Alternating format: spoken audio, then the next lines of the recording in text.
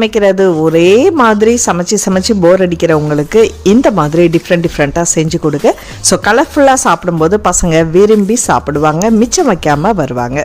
குயிக்கான lunch box recipe தாங்க பார்க்க போகிறோம். அதுக்கு கடாயில் 2 டேபிள் ஸ்பூன் நல்லெண்ணெய் விட்டுக்குங்க. கடுகு ஒரு 1/4 டீஸ்பூன், உளுத்தம்பருப்பு ஒரு 1/4 டீஸ்பூன், கடலைப்பருப்பு ஒரு 1/4 டீஸ்பூன், கருவேப்பிலை ஒரு கைக்குத்த அளவுக்கு, வெங்காயம் பொடிசா நறுக்குனது 1 கப்பு, காஞ்ச வத்தல் ஒரு 3லேருந்து 4, துருவுன பீட்ரூட்டு, கேரட்டு இது 2த்தையுமே நம்ம சேர்த்து பண்ணலாம். இதோட பச்சை பட்டாணியும் நீங்கள் சேர்த்துக்கலாம். ஒரு 2 மீடியம் சைஸ் பீட்ரூட்டை நான் துருவி சேர்த்துருக்கேன். தேவையான அளவுக்கு உப்பும் நான் சேர்த்துருக்கேன்.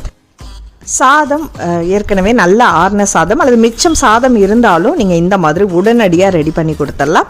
ஸோ இதை நல்லா மிக்ஸ் பண்ணிட்டு மேலே கொத்தமல்லி இலையும் தூவி இறக்கிட்டா போதுங்க. ஈவினிங் டைமில் பசங்களுக்கு நீங்கள் செஞ்சு கொடுக்கணும் அப்படின்னா இதோட ஒரு முட்டையும் உடச்சி ஊற்றி நல்ல சாதம் மிக்ஸ் பண்ணிட்டீங்கன்னா இந்த சோறும் சூப்பராக இருக்குங்க.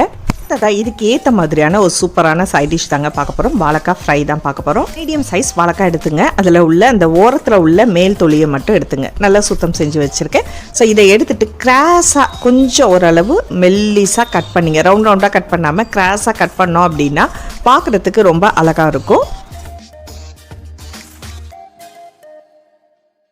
கட் பண்ண வாழைக்காவை எல்லாத்தையும் தண்ணியில் போட்டு ஒரு 10 நிமிஷம் ஊற வச்சுருங்க. இதோட கார்ன்ஃப்ளவர் மாவு 2 டேபிள் ஸ்பூன், 1 டேபிள் ஸ்பூன் அளவுக்கு அரிசி மாவு, தேவையான அளவுக்கு உப்பு, கரம் மசாலா ஒரு 1/4 டீஸ்பூன், மிளகுத்தூள் ஒரு 1/4 டீஸ்பூன், தனி மிளகாய் தூள் 1/2 டீஸ்பூன், இஞ்சி பூண்டு விழுது 1/2 டீஸ்பூன். இதை எல்லாத்தையுமே சேர்த்துட்டு கொஞ்சமாக தண்ணி தெளித்து நீங்கள் அதை அப்படியே மிக்ஸ் பண்ணுங்கள்.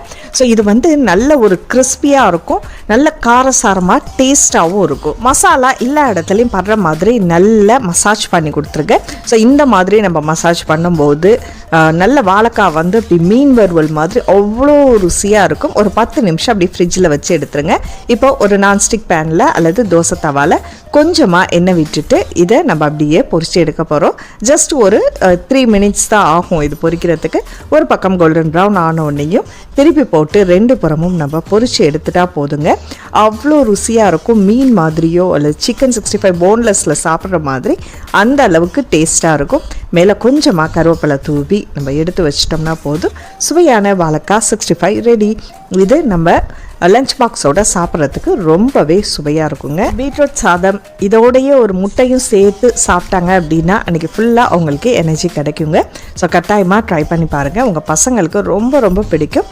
இந்த வீடியோ உங்களுக்கு பிடிச்சிருந்துச்சுன்னா மறக்காமல் லைக் பண்ணிவிட்டு உங்கள் கருத்துக்களை ஷேர் பண்ணுங்கள். அடுத்து ஒரு இன்ட்ரெஸ்டிங்கான வீடியோவில் சந்திப்போம். நன்றி.